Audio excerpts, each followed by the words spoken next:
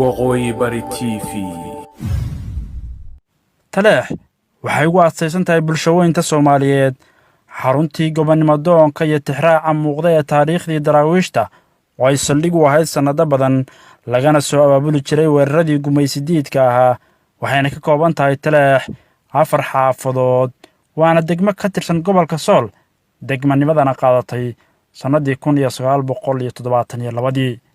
dadka degmada taleex waa 812 kiiloomitir oo isku weera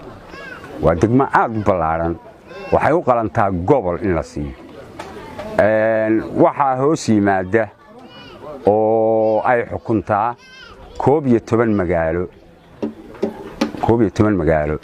oo ku dhex jira 812 kiiloomitir marka aad gudaha u gasho degmadan qadiimiga ah taariikhaha kala duwan hodanka ku ah ee taleex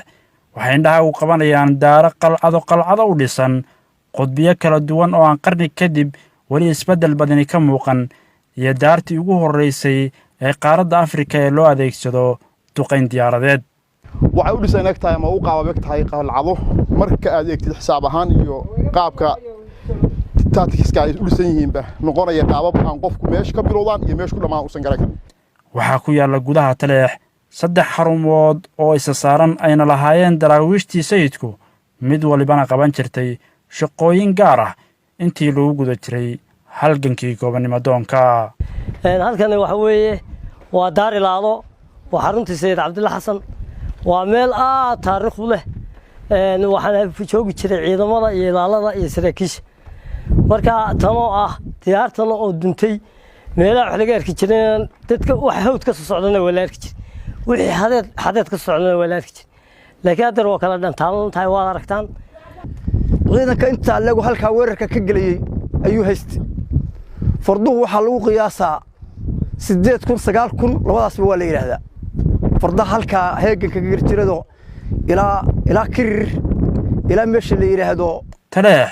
waxaa si joogta ah u yimaada dalxiisayaal Soomaaliyeed taariikhyahano iyo abwaanaha hayay dhagmaqalka taariikhda dheer ee degmadani taleex waana goob u muhiim ah dalxiiska iyo dhaqanka Soomaalida maanta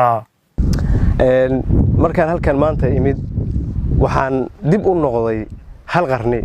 muddo ku dhow oo waxaan moodaa xilligaas inaan joogo 1913 inaan joogo anigu baan isla ah waxaana keenay shucuurta iyo dareenka meesha ka muuqda ummadda Soomaaliyeed waxaan oran lahaa waxa dalxiis kuugu filan iyo inaad xilliga nasniyaha aad waqti ku qaadato ama aad taariikh ku qorto meelihii mudnaanta lahaa sida taleex oo kale marka ma sha Allah meeshan waxaan aad iyo runtii maanta ay noogu abuurtay arrin cusub oo ah oo u baahan in qof kasto Soomaali ah oo iman kara ama dalxiis ku iman kara uu iman karo kana faa'iideysan karo sababtoo waxay xataa qayb ka qaadan kartaa in la baari karo taariikhda fog ee ku aasan haddii la dayactiro waxa ka baxay waxa kamid ah in ay noqoto goob dalxiis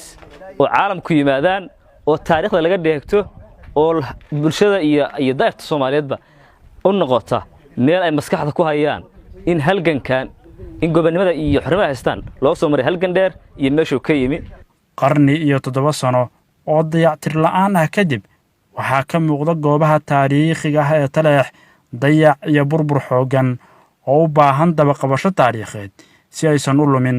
tixraacani muhiimka u ah sooyaalka taariikheed ee bulshooyinka Soomaaliyeed waxaan soo jeedinaynaa oo baaq dheer ku direynaa dawladda federaalka iyo dowlad goboleedyada iyo ummadda Soomaaliyeedba in hal la badbaadiyo goobahan taariikhiga oo ay taleex ugu horeyso oo ah dhaxal ummadeed waa taleex iyo falaad lambar 1 halka aad joogno oo falaad oo madaxtooyadii waa meeshii ugu horeysay ee geeska Afrika diyaar lagu duqeeyay ku soo dhawow bogga aan ku leenahay YouTube-ka ee waqooyi bari TV fadlan si aad u heshid wararka ayada